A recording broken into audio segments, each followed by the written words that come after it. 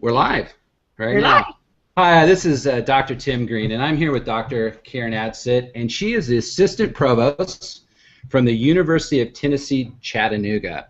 And I'm going to let her talk about what she does there because she's going to be able to do a way better job than I am. So welcome, Dr. Adsit. Thank you for taking your time to talk with me today. Thank you. Most of my job is linking student learning outcomes and student learning with assessment and accreditation and how those work together, whether it's on ground, online, half and half, experiential, it doesn't matter, is to try to make the connections with and for faculty on how to assess student learning outcomes, how to focus instruction on those outcomes, and how not to get off track, basically, with nice to know but not really. So that's part of the role that I play and how all of that relates to accreditation and assessment and kind of getting students out, if you will. Excellent. So I am assuming you work campus-wide, all colleges, all departments? All colleges, all departments, through academic affairs, so and even have links into student development and the student areas and facilities too, from the perspective of what their role is in supporting the teaching and learning mission on campus. Yeah, that's a big role. That's especially tying into accreditation. We're going through that right now where I am. Joy, joy. It's good times, huh? Good times. Yes. So our topic today is focusing in on online teaching and learning, and specifically one of the topics I know you've done work in is looking at critical thinking, problem solving in an online environment. So we'll have a question related to that, but I just want to start out by asking you, what are some of the major challenges that you find with teaching and learning online? I think some of the challenges that I have relate to, first of all, student expectations of what an online class is and what it's like. One of the studies that I would love to do in my spare time someday is to figure out how students leap from the commercial with a student in pajamas to the fact that an online course is easier, because that's generally what they think it is. And I think the other part is related to that is student actual technology skills related to what they will need to know and do, that I call the overhead of an online course, that may not have to do with what the course is about, but still can confound students. Faculty, for the most part, believe that students know a lot more technology than the faculty do, and in reality they know a lot more of some technology than the faculty do, but the faculty have a skill set with technology that the students do not, and that needs to be supported and taught to the students so that it's not scary, because the students don't generally have as deep or rich technology skills as we would like to believe that they do. So speaking of the skills that they have, what's your approach at where you are with helping your students with get those skills? What are some of the things you do? One of the things that I do in every online class, and it can seem to be repetitious to students that may take more than one class, but we essentially spend the very first week, 3 days to the first week of any online class, asking them to make sure that they can respond to an email, and we both get it, upload an assignment that is worth absolutely nothing, take a test that serves as my pre-test, so I get information and it's related to the class, but it also allows them to know what they need to do later on to take a test online. And so I step them through each one of the functions in our course management system as a way for me to find out what they know about my course content, but also as a way for them to get more comfortable with the tools that we're going to use, discussion forum posts, and all of those are not graded. And I encourage them, they get check marks in their grade book for those things, but it also allows me to work with them through those items. For example, if they upload a document and I can't read it, then we can work through that without them thinking that the assignment is late, they're going to get counted off for whatever they think they're going to get counted off for. And so to try to structure those that can be easy for some students and not so easy for other students, so they're part of the course.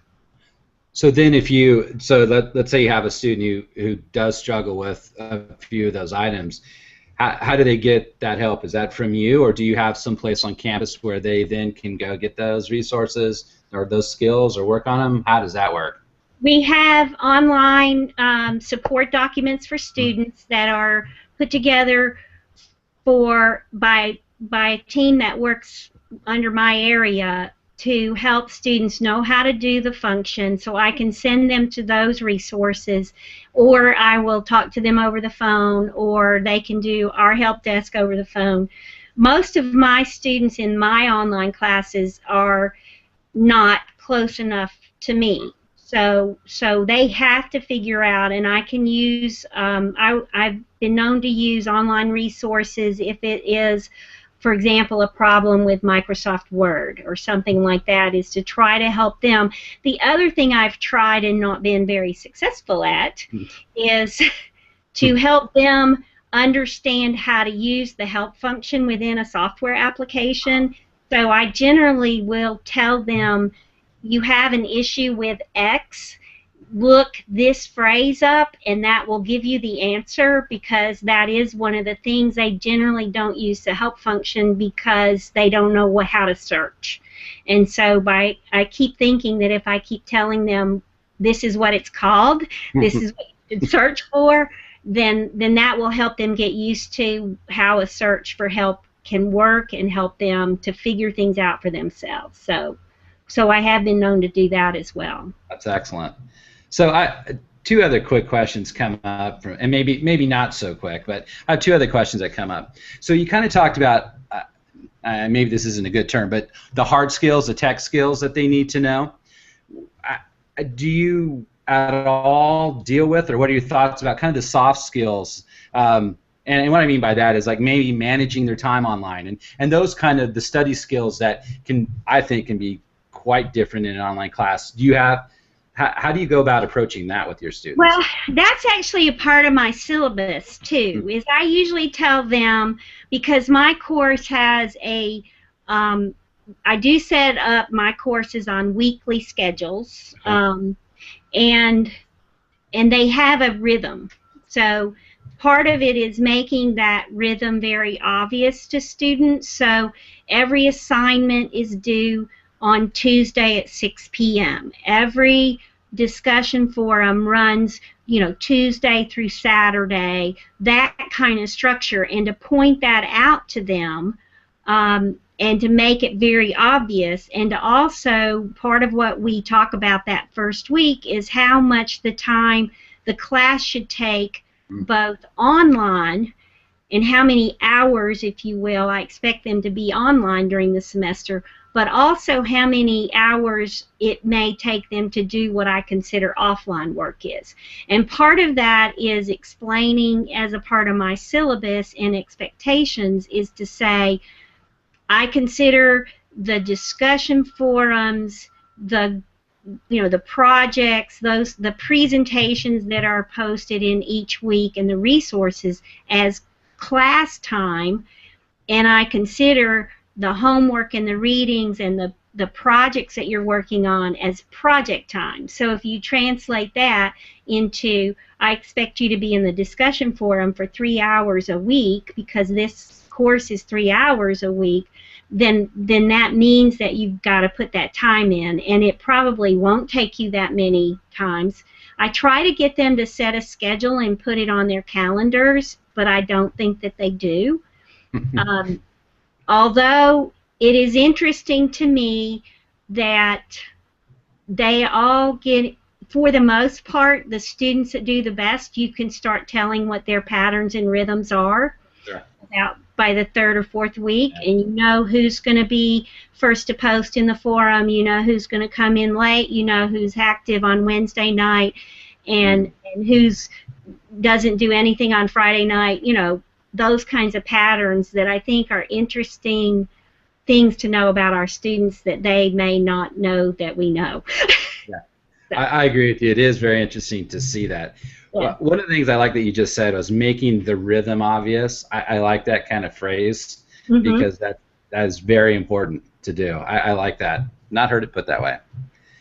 So my other question, based upon what you've been talking about, is: do you think over the years you've been teaching online that students are getting better with the hard skills, knowing more about technology and being able to manage the online environment, and also the soft skill side of it, or no?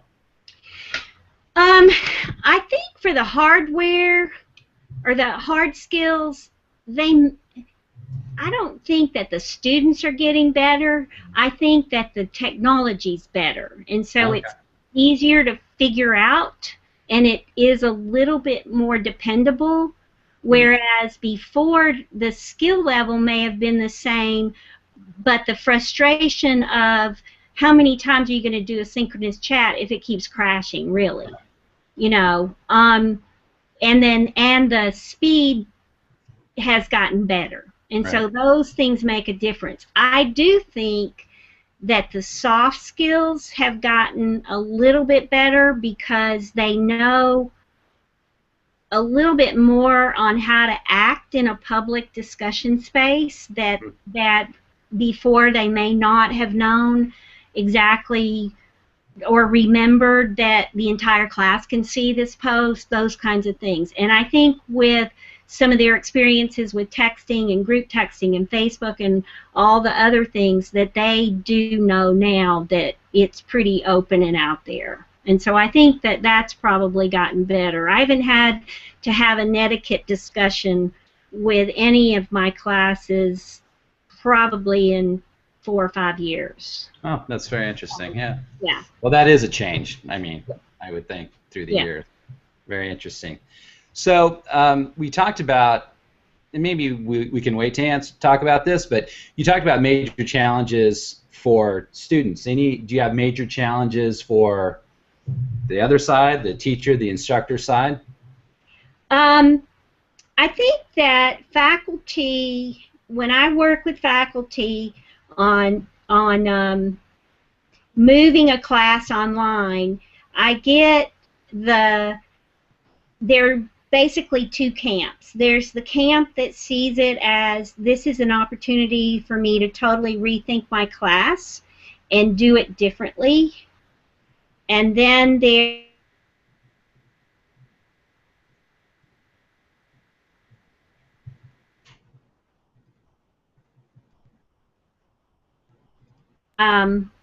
I think that the biggest advice that I have for most faculty that I hear about after their first semester is I tell all faculty to have the entire course done, up and running, whether the students can see the whole thing or not, on the first day of class. End of story. No ifs, ands, or buts. None of them believe me.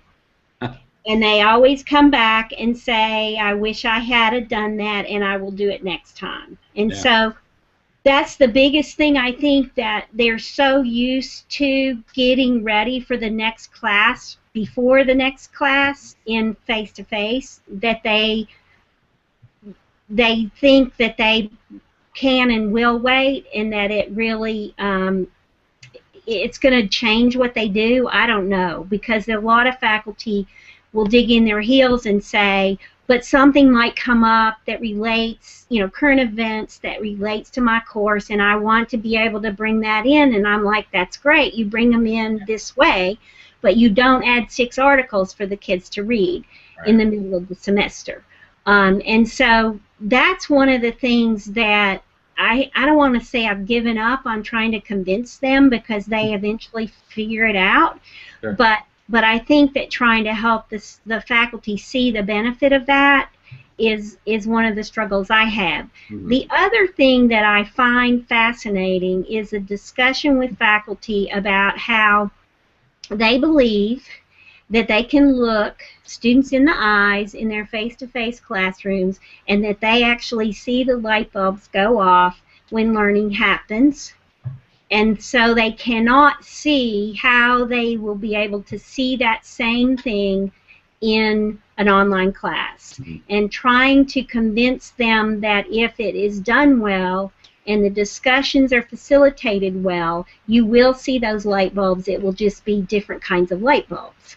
And so trying to convince them of that is very difficult for me to kind of get a handle on, because I also don't know that the light bulbs are really going off, because most students just know how to sit in the back of the row and nod their heads and look like they're paying attention. So I don't know. Yeah, and again, it's like the advice you had about putting up the entire course. It's just something they have to experience, because Yes. you'll definitely know it in an online course. You will. Yep. It's if you've taught long enough, you'll know that when that happens. Well, That's and great. I actually think it is why I actually like teaching online better, because it forces me to do that. Mhm. And therefore what happens is that the semester is used to teach, which I love it, because I'm not worrying about the next step. Mhm. In face-to-face, I'm worrying about the next time and the next time and the next time and the next time, and I could add this on. And it's part of what happens when I work with faculty on time management. How do they teach 4 classes, do research, service, all of this stuff, and they can't seem to manage it? And it's one of the things I tell them about the teaching part. Teaching will take up as much time as you allow it to take. Very true. And so if you finish your class and the basics of what you need and your students need to reach those outcomes is there, then you can add stuff if you want to, but you're not constantly trying one more thing, I can make this better, I can make this better. It's done, sealed, done. Mhm. So, Very interesting, yeah. And that is a tough balance. yes. So I kind of want to shift gears to the next question and talk about what you do to foster critical thinking, problem solving, whatever you want to call it, in an online teaching and learning environment. I know some feel that it's difficult. Some say impossible. I don't agree with that, but something it's difficult to do that. What are some of the things that you do related to critical thinking and problem solving? Well, one of the things that I have found out over the years is that I grade my discussion forums much different, very different from most of the other faculty that teach online. I count, yes, but I actually do, I actually analyze the posts and grade on substance and quality versus quantity. And so part of my online discussion forum rubric gives more weight, if you will, to what I call deep questions about the readings that they've done, what I consider new ideas or integration of this week's concepts with last week's concepts, or new and different concepts, those kind of aha moments that you can see as students are responding to a question and going, oh wow, what about this, what about that? And then also kind of the application of those concepts into their lives, their world, those kinds of things. So I usually get a pushback from students the very first 2 or 3 weeks, because they are used to, first of all, posting a summary of the readings as their first post, which I do not want, period. I don't need to read 30 of them. And so I post questions that are asking them to apply what they've read, connect what they've read, think deeper on what they've read, and so they're responding to me, and I act like a student in the forum too. I'm responding, having aha moments, and pushing back, what about this, what about that, asking them constantly. And their pushback to me is generally, you never answer a question, you just ask more questions. And I'm like, yes, right. And the problem is what? But I think that by the end of the semester, almost all of them say that they actually got something out of the forums, that the forums actually led them to see what they needed to study more, what they needed to focus on more, the concepts that they thought they had gotten that they hadn't gotten. And I am an active member in that, and I think in the forums every week, and I think that's very important, because for the most part, students, we ask students to do a lot of things that we don't, that as faculty we think that they are learning how to do them because we've asked them to do them, but they don't necessarily know how to do them. And discussion and group projects are two of the things that we ask them to do that we never tell them how to do it or help them learn how to do it. So now you're getting me on a soapbox. So yeah, I mean, so what I hear is you model, obviously you model what you want, how you want them to respond and engage early on in your discussions. Right. And so, I mean, and I grade every single week. I mean, they're not, when I first started, I clumped the forums, and I would grade 5 at a time, or I would grade 3 at a time. And then I thought, this is not being fair to them because they're having to wait 5 weeks or 3 weeks to get a grade on something that they could fix if they knew what it was. So I grade every single week before the next forum starts. I grade their forums and give them detailed feedback on or highest on. So I may tell them that as they're reading the materials to prepare for the forum next week, they need to jot down questions that they have as they're reading through, that they may need to think of how this relates to what we did last week, and to prompt them so that they can do better in the forums. And in general, they actually improve over the course of the semester. The other thing I allow them to do with the discussion forums is to either not do a couple every semester or drop those grades that are the lowest grades so that they're not penalized for the week from, the baddest week from ever, or crap happened, or whatever. So they don't have to worry about excuses. Because, and the other part is to make sure that I post a summary every week of the discussion, so that if somebody's missed a whole week, they can at least go to the summary and see what we talked about. So when you grade, you talked about grading on substance and quality. So like in a typical discussion for you, what would a score be? And not that the score is meaningful, but I mean, what would you have it out of? I mean, 10 points. What's a normal? Every forum counts for 2 points. Okay. And so out of that, substance, quality, what? I think that the comments, if all you do is show up and say, I've seen that before, this is how it looks in my life, or what I consider kind of the baseline post that the student is using to say, don't forget me, I did my little checkbox, okay? And that will usually give them about, it probably gets them about half the points between what I call frequency, timeliness, and comments. They get, and so that's, 50%, which they don't like to get 50%. That's failing, right? And so they have to put a new idea, a question. I actually, for some of my courses, also require them to reference materials, outside articles that they may be reading for a project, or other kinds of resources that they've come across to help them understand, so that they can share those with other students. But I also ask them to reference those correctly, so they get points for those too, and for how well they've done it. Because if all they do is post a link and they don't APA it, my course is all education, so I'm making them practice that, even though it's not an outcome, because they will eventually need to do it.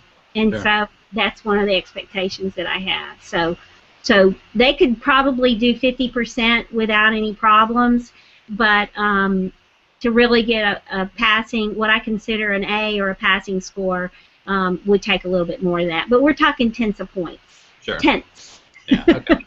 Yeah. Excellent. So going back to like the critical thinking, problem solving, and you talked about how you do it with the discussions and how you, what you're looking for and how you set those up and give them some scaffolding for how to participate in it. What else do you do? Well, all of my assignments and projects are all asking them to apply and or use the content in what I consider a mostly authentic environment.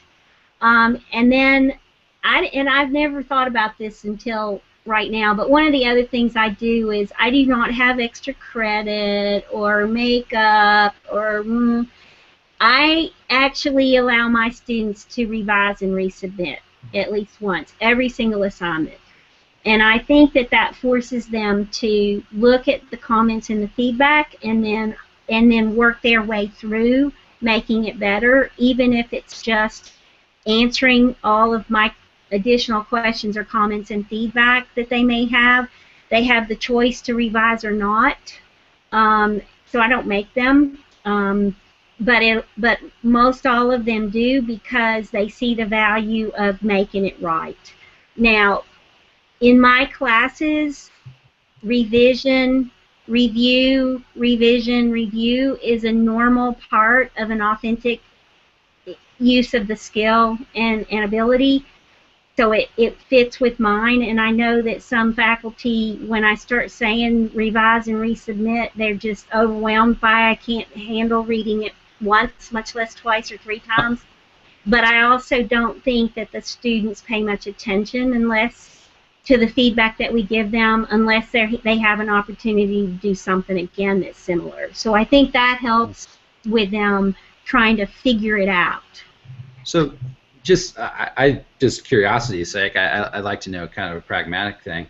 So if the revise, and I like that, the revise and review and revise, that kind of philosophy, how long do you give them? I mean, let's say I'm your student, I get the grades back, I look at your feedback. What's your normal policy about that? Well, I have two. One is I have a date close to the end of the semester that all revisions have to be submitted by. If they get submitted before that, I may or may not get around to them. Okay, then I tell the students that. They can only, I'm not going to regrade 8 times. I tell them they get one more chance, and that's it. And the other rule that I have is that if they already have an A, the likelihood of me re-looking at it is really very low. But, you know, for those that need perfect score on everything, I'll look at it. But if they've got an A is an A is an A. And we don't have pluses and minuses, so that it doesn't really make that big of a deal.